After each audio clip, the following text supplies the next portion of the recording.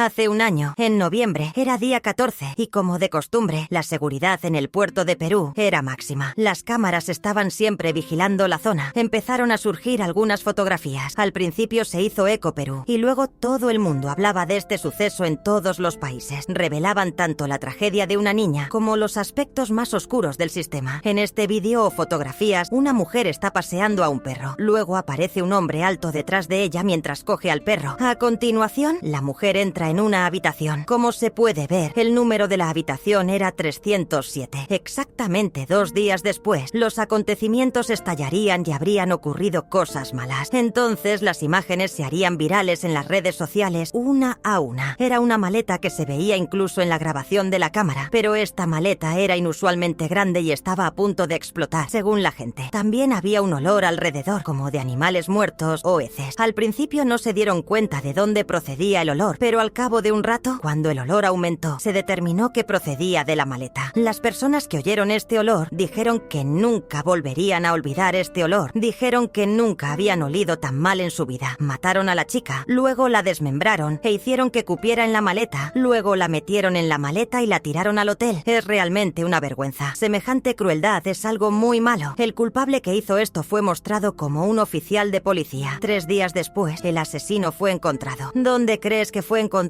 este criminal? Hay hoteles cerca del puerto. Hay muchos hoteles construidos para que los capitanes descansen. Entró allí y lo encontraron escondido en una habitación. El hotel se llamaba La Perla. Se pensó que la chica se había suicidado, pero no fue así porque estaba hablando con la policía. Entonces se produjo el asesinato. La chica llamó a la policía porque estaba asustada y la mataron mientras hablaba. Este suceso fue mirado con temor por todo el mundo. Todo el mundo tuvo miedo cuando se enteró de este incidente. Se rumoreaba que la corrupción se había infiltrado en las fuerzas de seguridad y que había mucho favoritismo incluso en la judicatura. Esta chica nació en Perú hace exactamente 26 años. Tenía 2 madres, Elsa Torres Vivanco y Máximo Condordu. Poco después nació otra hermana. Después de que la niña murió, su familia estaba muy triste y la información de la niña es ahora desconocida para nadie porque sus padres no querían eso. Pero una cosa sí se sabía de Sheila. Era muy amable con los animales. Siempre evitaba que les hicieran daño y era muy buena con su familia y su entorno. Estas 3 cosas eran muy importantes para ella, pero al final tuvo que morir por estas cosas. Fue brutalmente asesinado y abandonado en una maleta. En su familia pasaba la mayor parte del tiempo con su madre, hablaba mucho y pasaba más tiempo con ella. Con el tiempo, la familia se trasladó a Lima en busca de una vida mejor. Se establecieron en el distrito de Santa Anita. Terminó la secundaria con su amigo cerca del puerto. Durante un año, su tío tuvo un restaurante donde trabajó de extra y él quiso trabajar en otro lugar para aprender el negocio. Así que lo hizo. Era muy feliz ayudando a su familia en casa y también pasear perros era su afición. Era tranquila, organizada y tenía planes para el futuro. Hace un año, el 13 de noviembre, se fue de casa y ojalá no lo hubiera hecho, porque el incidente iba a ocurrir esa tarde. Se compró algo de ropa, se puso una bolsa bajo el brazo y siguió su camino. Ahora vuelvo, le dijo a su cuñado. Pero su cuñado no le preguntó a dónde iba. Ojalá lo hubiera hecho. Nadie sabía que iba a morir, pero tenía que estar en el trabajo ese día. Eso no es lo único. La chica que siempre iba al restaurante no pudo ir ese día. Su madre, su padre y su tío llamaron a la policía porque no podían localizarla y no volvía a casa. Primero su tía, luego su madre Elsa y otros familiares se pusieron en contacto con Sheila por teléfono, pero nadie pudo localizar a la chica porque nadie sabía que estaba en la maleta hecha pedazos. La inesperada desaparición de Sheila, que siempre hablaba y llamaba a su familia cuando iba a algún sitio. Su madre empezó a sospechar de esta situación y se puso en contacto con la policía para comunicar que su hija había desaparecido. Sin embargo, la respuesta que recibió allí no hizo más que aumentar su desesperación. La denuncia se recibió con normalidad, pero como la chica tenía más de 18 años, cerraron el asunto afirmando que podía hacer las cosas por su cuenta o que había huido al extranjero con su novio. Creo que la policía hizo algo muy egoísta. Hubo una pelea. Saldrá a la luz. La policía dijo que eso era todo, pero su madre confiaba en su hija. Sabía que no huiría. Su mente estaba siempre en su hija porque su instinto le decía que algo le había pasado a su hija. Estaba segura de que a su hija le había pasado algo. Incluso la policía intentaba salirse con la suya, pensando que la niña se había escapado, pero su madre quería investigar este caso en detalle. La familia accedió al ordenador con el permiso de la novia, porque el ordenador estaba emparejado con el teléfono y las conversaciones estaban paradas, y cuando miraron había un hombre arriba. La última conversación fue con un hombre. El nombre del hombre es Condori Darwin. Fue Fue en los días anteriores al asesinato. La chica iba a cuidar de su perro y había una recompensa, o dinero al final. Pero no era un asunto de novio, se trataba del perro. La chica era una chica que trataba bien y con cariño a los perros, y el hombre lo sabía, y le pidió ayuda con su perro, y la chica lo aceptó sin negarse. 3 días antes del asesinato habían intercambiado mensajes para verse en un hotel, y allí se iban a encontrar. Las Aderas es el nombre del hotel. Sin embargo, viendo los detalles, todo empezó a salir a la luz, y los hechos eran ahora más claros. En realidad no era su novio, porque era más como cuidar a su perro, porque había una recompensa al final. Es decir, su madre lo entendió bien. No fue sexual y no hubo huida. Incluso la policía estaba equivocada. Todo el mundo se equivoca, pero esto era enorme. Como policía, Terna había servido en la Unidad Verde y tenía una personalidad que siempre intervenía a la gente que fumaba drogas. Ahora que los hechos habían salido a la luz, esta vez sería fácil convencer a la policía, y le contaron el incidente. Volvían a salirse con la suya. Volvían a aplazar este trabajo. La razón fue que declararon que la casa del hombre estaba fuera de su zona de seguridad e informaron a la familia de que no podían entrar allí sin permiso. Cansados de estos policías, los familiares de la chica se dirigieron a otros policías, pero esta vez dijeron que no podían hacerlo. Pero esta vez la razón era diferente. Temían que la niña les denunciara si se presentaba, y dijeron a la familia que no reconocían al hombre porque no tenía antecedentes penales. La familia estaba a punto de perder la paciencia porque estaban muy preocupados por su hija y tenían miedo. Querían ver todas las cámaras del hotel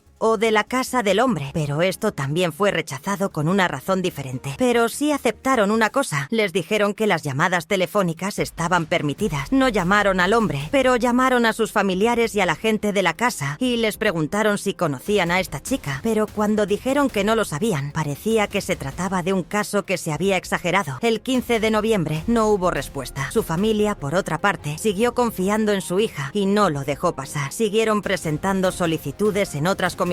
La mayoría fueron rechazadas, pero una lo hizo. Y dijeron a la policía que no encontraban a su hija, que no había vuelto y que nadie podía localizarla. Dijeron que ningún policía les había ayudado. La policía empezó a intervenir y llamaron por teléfono al varón. Darwin admitió haber visto a Sheila, pero la chica dijo a la policía que ella misma se había ido de casa y que no la habían vuelto a ver. Al oír esto, su madre no se lo creyó y exigió más pruebas y demás. Y al día siguiente, la incertidumbre daría paso al miedo, y el miedo a una tragedia incomprensible.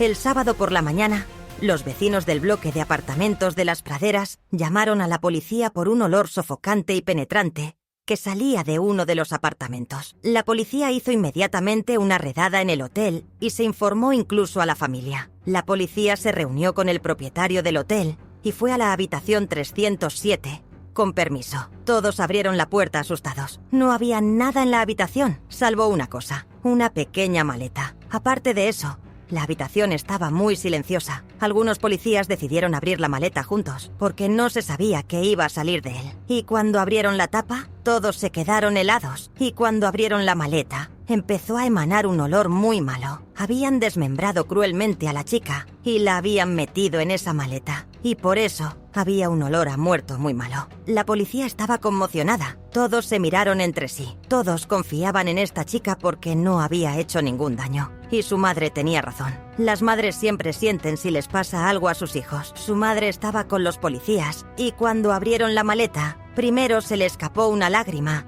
y luego empezó a llorar a gritos. Finalmente se derrumbó y los policías apenas pudieron calmarla. Incluso había ruido fuera. Quizás si los policías hubieran mirado antes, esta chica de ayuda estaría viva. O si hubieran asaltado antes la habitación, habrían podido salvarla. Quizá mi hija seguiría viva. Le temblaba la voz, las lágrimas brotaban de sus ojos y se rebelaba contra la policía. Porque si hubieran actuado antes, su hija podría estar viva. Perdió a su propia hija. Perdió otras cosas. También perdió su confianza en el Estado. Y su confianza en la policía era nula. Las palabras que salieron del corazón de la madre reflejaron a todo el mundo lo intenso que era su dolor. La policía ya no tenía la oportunidad de negarlo. Ellos también tenían la culpa. La madre estaba tan afectada que cualquiera en esa situación habría llorado y se habría afligido como ella. Se siente como si el propio Snaki estuviera muerto. Se hizo un plan de investigación sobre el hombre. El 13 de noviembre se llevó a cabo una investigación y salió a la luz una información muy extraña. Se alegó que hubo una fiesta allí el día anterior al asesinato. Se tomaron declaraciones a los testigos. Hasta 10 personas fueron enviadas a prisión por este incidente. Una persona fue enviada porque el propietario de esta habitación fue considerado culpable. Los demás eran estudiantes que estudiaban en la universidad. Los demás dejaron claras sus opiniones tal y como eran. Ninguno de ellos cambió lo que dijo, pero uno de ellos cambió de opinión. Era el dueño de esta habitación y el hombre que la alquilaba a los estudiantes. La casa del hombre olía peor que de costumbre y dijo que era porque la fruta y la verdura se habían echado a perder, pero no estaba convencido. Tras las declaraciones, los sospechosos fueron puestos en libertad por falta de pruebas. No había pruebas, solo había lagunas. El día del asesinato se encontró el cadáver y se abrieron investigaciones contra todos. También se investigó al jefe de la comisaría y se pensó que estaba implicado, pero todo el mundo se enteró de que él lo negó. Otros policías hicieron la misma declaración.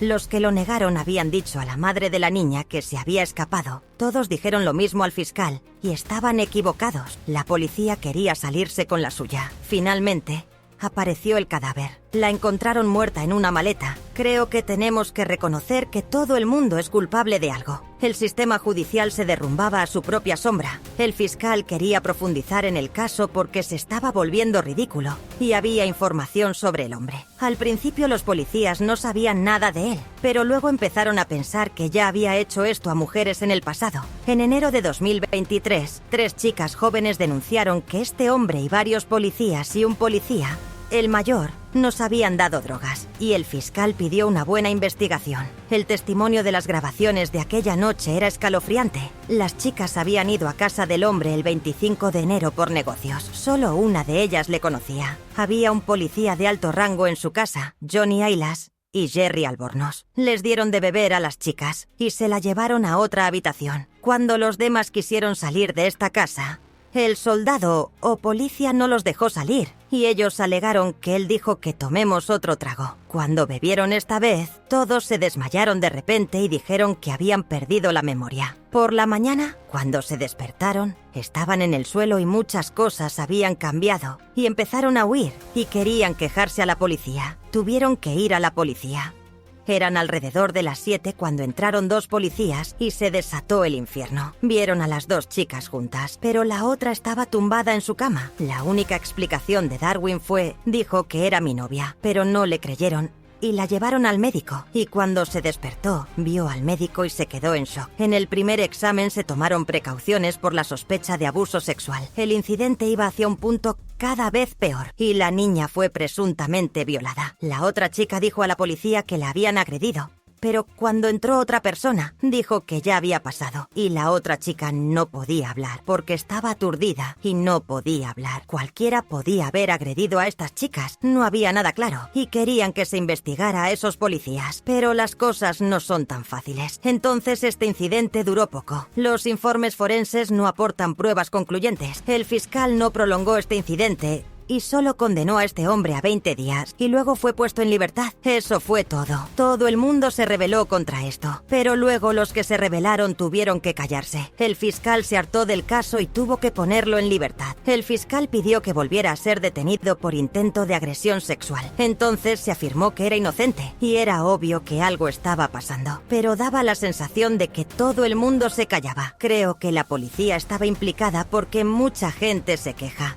pero hay muy poco castigo e incluso el público se rebela contra ello. Solo se impuso una suspensión de servicio de 6 meses. Los expedientes judiciales muestran que las investigaciones se retrasaban a menudo en ese tiempo y al hombre se le permitió ir a trabajar. Incluso los policías que estaban en casa tuvieron que ser acusados, pero de nuevo, como todo el mundo señaló, no fueron declarados culpables y tuvieron que volver al trabajo. Por último, el policía denunciado fue condecorado por el Estado. La gente reaccionó ante este acontecimiento porque dijeron que era innecesario dar este premio a la policía acusada de abusos. Declaraciones tras el asesinato de Sheila. Cuando la niña fue encontrada muerta en la maleta, Este hombre fue acusado y hubo 3 exniñas. Esta vez salieron y también se quejaron de este hombre y argumentaron que aquí no había justicia. Esta vez no había pruebas de nuevo, así que el fiscal quería cerrar el caso de nuevo. Las chicas volvieron a decir que éramos culpables. Ellas también tuvieron que rebelarse. Todo el mundo sabía que ese hombre era culpable. Había un hedor detrás de él. Una de ellas solo hizo la siguiente declaración a las cámaras. Las chicas dijeron que menos mal que un día fuimos a la policía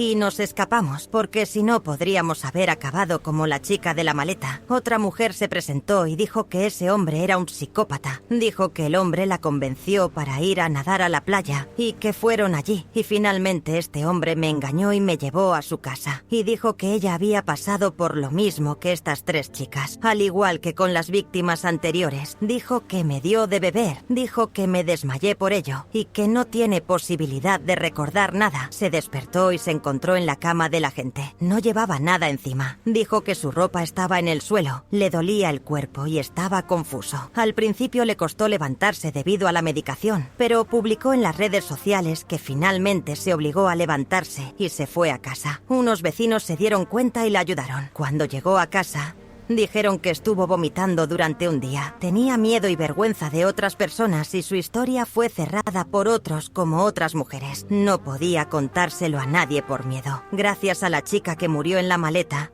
de repente todo el mundo empezó a hablar. Todos han confesado abiertamente lo que ha hecho este chico y quieren que lo cojan. Estas cosas estaban planeadas de antemano y como todo estaba planeado, todo el mundo tenía miedo, porque se estaba sugiriendo que este chico estaba codiciando a otros y no estaba claro quién iba a morir, pero todo el mundo tenía miedo. Era como un asesino en serie, porque tenía una lista y cosas así. Pero una cosa estaba muy clara ahora. Esto no era una coincidencia. Este chico tenía odio a las mujeres y estaba haciendo daño a todo el mundo, pero solo a las mujeres. Y eso es absurdo y debería haber sido castigado severamente. Ahora todo salía a la luz y había alguien a quien culpar, y esa persona era esta persona. Todos los que le conocían decían lo mismo: frío, calculador y manipulador. No es casualidad que la chica que murió en esta maleta muriera porque todo estaba planeado, porque el perro estaba implicado, porque ella quería al perro y encerró al perro en la habitación y lo mató. Es como una organización criminal planificada.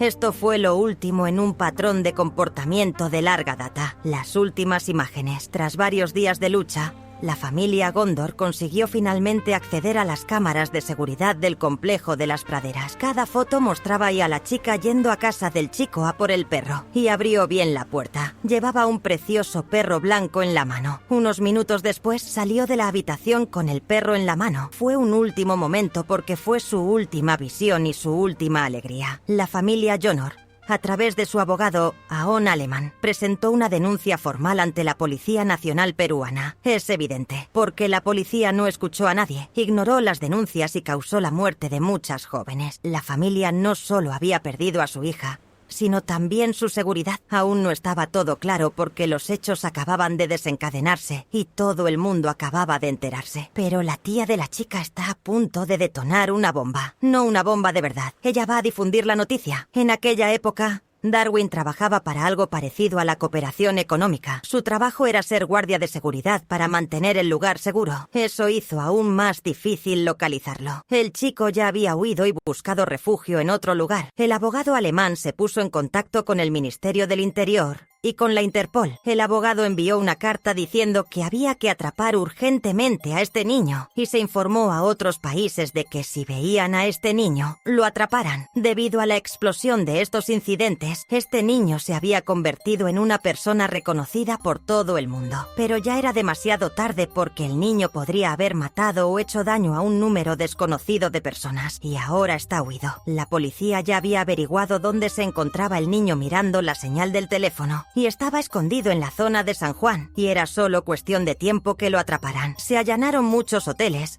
porque había que atrapar a este chico urgentemente, porque podía hacer daño a cualquiera, pero no se le encontró en ningún hotel. Después de 3 días, la Policía Nacional del Perú recibió un chivatazo de que había una persona parecida a la del asesinato y que se le podía atrapar. La policía fue rápidamente al lugar indicado para el allanamiento y abrieron la habitación con el permiso del propietario del hotel. Pero ¿qué vieron? El hombre estaba muerto y lo encontraron ensangrentado. Todo el mundo miraba asombrado y muerto de miedo. Había una cuerda atada a la mesa del televisor. Tenía un corte profundo en la muñeca. Se lo quitó todo y lo tiró sobre la cama, dejando una carta. Ahora el mundo se libraba de un criminal, pero sin pagar la pena. No había armas y algunas personas sabían lo que ponía en la carta, pero no revelaron lo que ponía. Al día siguiente, Sheila Condor fue destituida de su cargo en Basawasi, en la región de Junín. En las redes sociales todo el mundo hablaba de ello y de repente se convirtió en un tema viral. Los policías que encontraron el cuerpo sin vida de Darwin